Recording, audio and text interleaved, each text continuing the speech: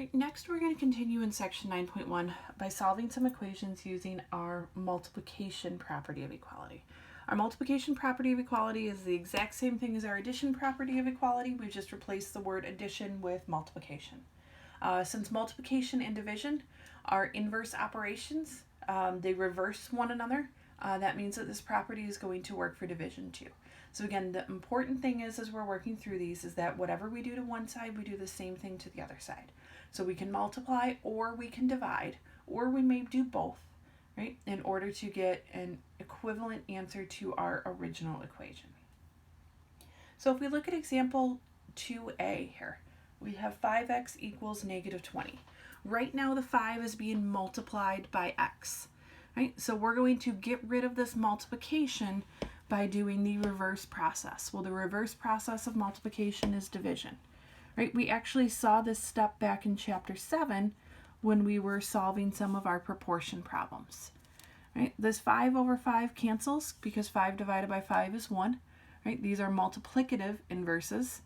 Right? So all we're left with on the left side is x. On the right side, negative 20 divided by 5, 1 negative sign, so we get an answer of negative 4. Right? Then for b, we're going to get rid of our number next to our variable, just like we did in the previous example. So we want to get rid of this negative 2. We want to get rid of this coefficient that's being multiplied. We're going to get rid of that using division. We're going to divide both sides by the negative 2. So those cancel. On the left, 12 divided by negative 2, 1 negative sign. So we keep the negative in our answer. We get negative 6 equals W. Right, for C, negative 7x equals negative 28. Again, we're getting rid of our coefficient, our number next to our variable. We're getting rid of that multiplication by dividing. So we're going to divide everything by negative 7. Right? Notice that when we're dividing, we use the same sign of the coefficient that we have. So in order to cancel out that negative 7 and turn this into a positive, right, we want to make sure that we divide by a negative 7. Right? X equals negative 28 divided by negative 7. Those two negatives in this case make a positive. Negative divided by negative turns positive. We get x equals positive 4. Right, now if we notice D looks slightly different, the reason is instead of having a whole number coefficient out front, we have something that looks like a fraction. Right? We want to get rid of our denominator in this case. Right now that x is being divided by 3. Well, if we reverse division, we want to multiply. So we're actually going to multiply both sides by what we see in our denominator. Right? Those 3's are going to cancel. We're left with an x on the left, and then on the right, 5 times 3 gives us 15. Right, so our multiplication property of equality, most often we encounter is division, as we saw in examples A, B, and C, but we can also use multiplication, as we see in example D. Right, for E, negative x equals negative 6. Right now we have a coefficient of negative 1. There's an invisible 1 in front of there. So to get rid of that coefficient of negative 1, we're going to divide both sides by negative 1.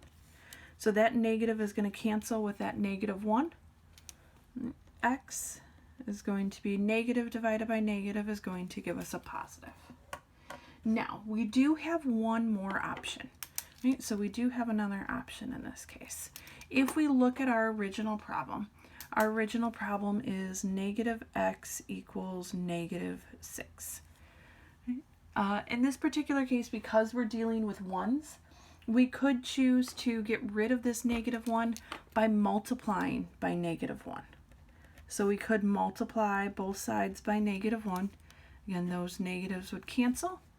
We get a positive x. Negative times negative turns positive. So if your coefficient is 1, you can think about it as being multiplication or division. Right? Just make sure we use the correct signs to end up with our correct answers. All right, now for D, actually that should be F. For F, we do have a few options as well. I'm going to work through this problem a couple of different ways. One way, using our multiplication and division property as we've seen, it's actually going to take us 2 steps. And then another way, I'm going to show a shortcut way where we can work through this in 1 step. All right, so looking at this problem as it's stated, we notice that we have a fraction here, and we know that we can get rid of that denominator by multiplying by that number that's in our denominator. So I'm going to multiply both sides by 4. Right, that's going to get rid of my 4. So what I have left is 3x equals 9 times 4 is 36. Now we're back to what we saw in the first few problems where we have a coefficient. We know we can get rid of that coefficient by dividing. So we're going to divide both sides by 3. Those 3's cancel. 36 divided by 3 gives us 12. So one way we can work through this, we can use both multiplication and division in the same problem. We do 2 steps and we get the correct final answer. We do have one more option. So I'm going to rewrite my problem here. As 3x over 4 equals 9. Right, and my other option is actually using a trick to do with fractions. If you're not a big fan of fractions, if this next part seems confusing, good news is you don't have to worry about it. We can do it just like we did in the first part of this example. Right, so one way we can get rid of our 3/4 here, if we think about it as a fraction, is to multiply it by a reciprocal. Multiplying it by a reciprocal means we're going to flip our fraction. So we're going to multiply this by 4 over 3. Right? Whatever we do to one side, we have to do to the other side. And that 9 we're going to think about as being over an invisible 1, because 9 divided by 1 is still 9. Right? Our 4's are going to cancel. Our 3's are going to cancel. And all we're left with on the left side is x.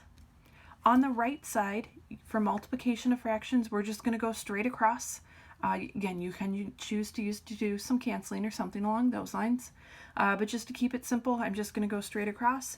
9 times 4 is 36. 1 times 3 is 3. If we look at what we have here, we have that exact same step.